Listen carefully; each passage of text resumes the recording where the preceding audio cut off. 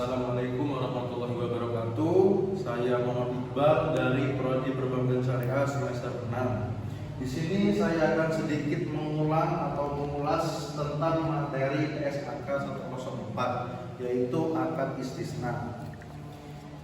Kata istisna itu berasal dari bahasa Arab yang berasal dari kata istasna'a yang berarti meminta. Maksudnya adalah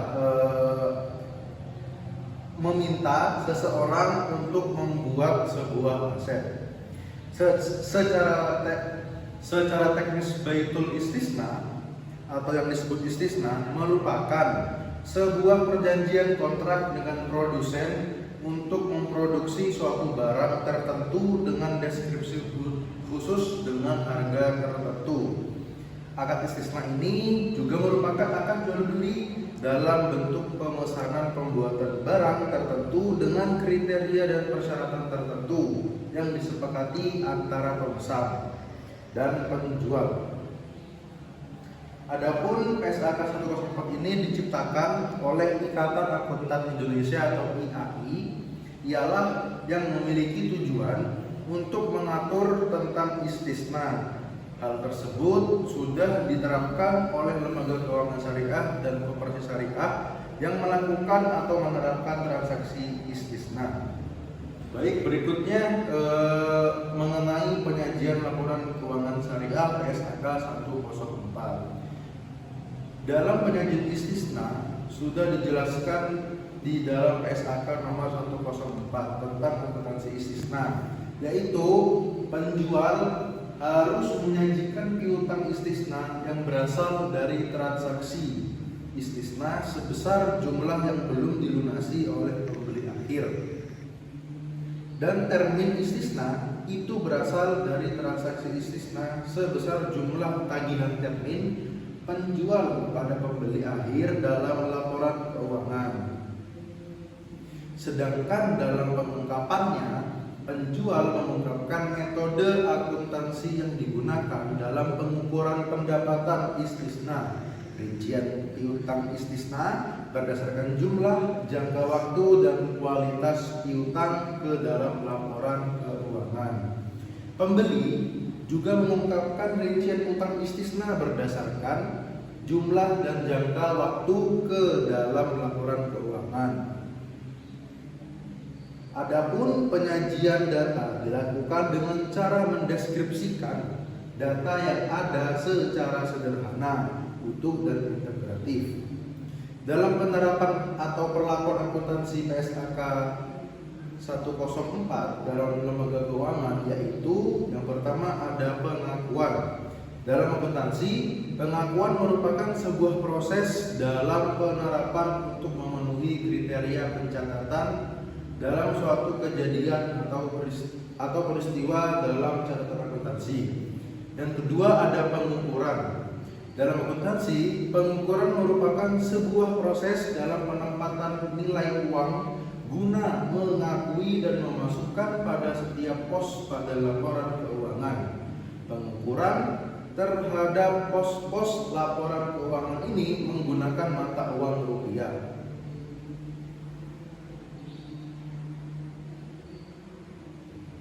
Yang ketiga ada penyajian. Berdasarkan PSAK 104, penyajian rekening yang terkait dengan transaksi istisna dan istisna paralel antara lain: yang pertama piutang istisna yang muncul karena pemberian modal usaha istisna oleh bank syariah. Yang kedua ada piutang yang berasal karena penjual tidak dapat memenuhi kewajibannya dalam transaksi istisna. Dan yang terakhir ada utang istisna timbul atau muncul karena bank menjadi penjual barang istisna yang dipesan oleh nasabah pembeli.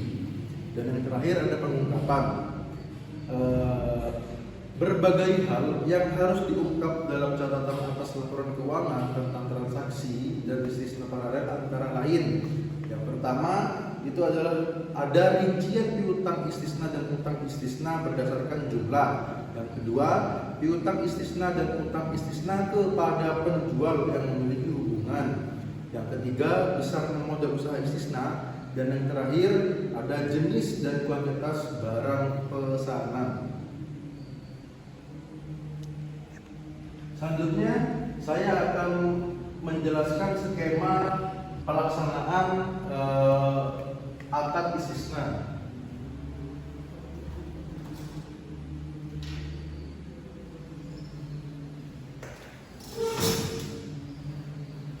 Di sini ada 3 peran ya. Yang pertama adalah nasabah, bank, dan produsen.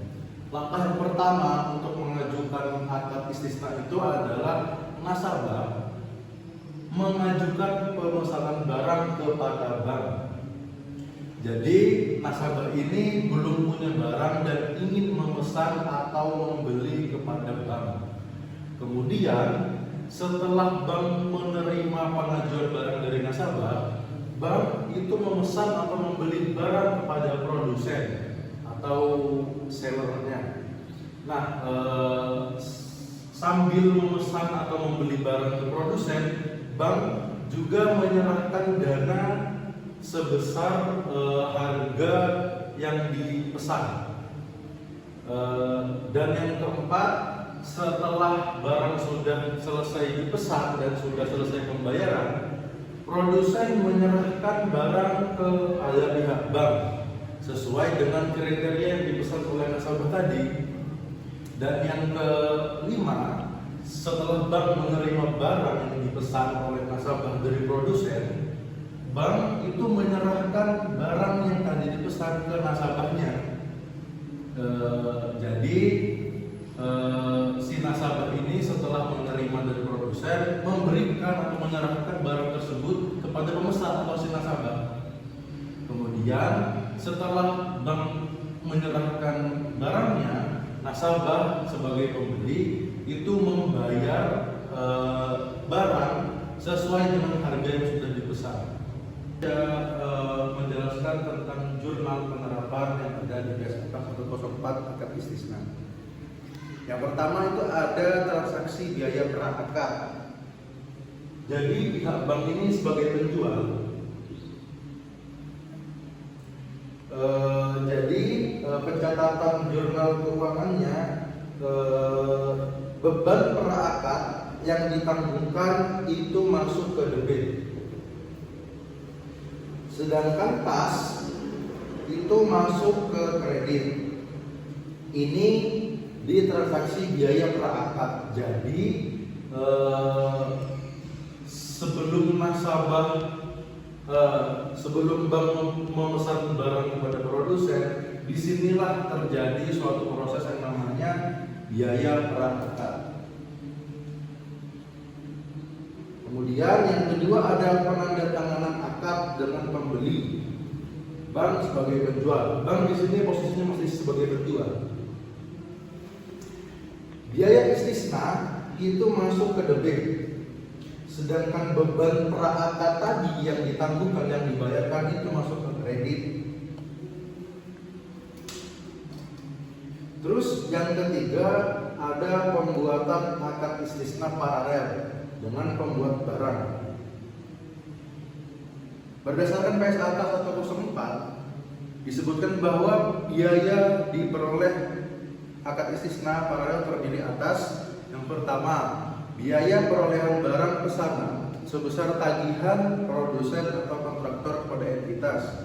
Yang kedua, biaya tidak langsung, yaitu biaya overhead termasuk biaya akad dan pra-akad. Dan yang terakhir, semua biaya akibat produsen atau kontraktor tidak dapat memenuhi kewajibannya. Kemudian yang keempat, penerimaan dan pembayaran tagihan kepada penjual. Jadi aset istisna dalam penyelesaian pembayaran tadi itu masuk di debit. Sedangkan utang istisna jadi itu masuk ke kredit.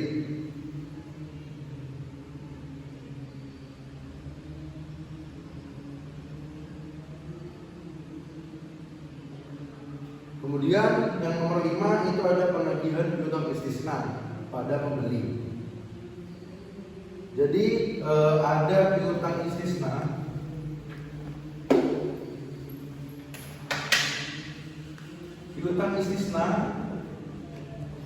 itu masuk ke debit, sedangkan termin istisna itu masuk di kredit. Kemudian yang nomor 6 itu ada penerimaan pembayaran piutang istisna dari pembeli. Jadi sudah masuk di tahap akhir, yaitu bank menerima pembayaran piutang dari nasabah karena nasabah tadi sudah memesan barang ke produsen melalui perantara bank. Jadi kas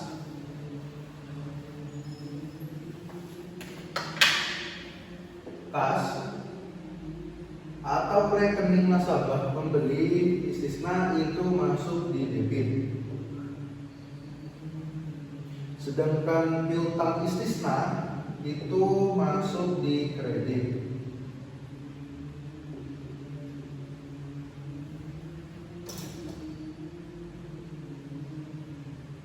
Dan di sini ada termin istisna, yaitu masuk di debit juga. Dan yang terakhir ini ada aset istisna dalam penyelesaian. Jadi barang yang sudah diserahkan kepada nasabah itu pencatatan keuangannya itu masuk di kredit, karena dari bank sudah mengeluarkan atau menyerahkan barang tersebut ke nasabah.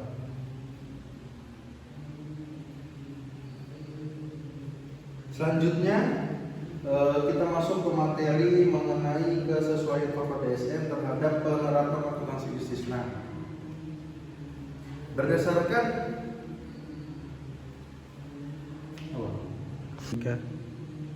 selanjutnya masuk ke materi terakhir, yaitu kesesuaian Fatwa DSN terhadap penerapan akuntansi PSAK 104. Berdasarkan ketentuan Fatwa DSN Syariah nomor 22 garing DSN MUI nomor 3 tahun 2002 tentang jual beli istisna paralel, dijelaskan bahwa jika lembaga keuangan syariah melakukan transaksi istisna untuk memenuhi kewajibannya kepada nasabah, berdasarkan Fatwa DSN MUI nomor 6 garing 4 tahun 2000 tentang jual beli istisna. Akad istisna di perbankan syariah diterapkan pada pembiayaan istisna paralel.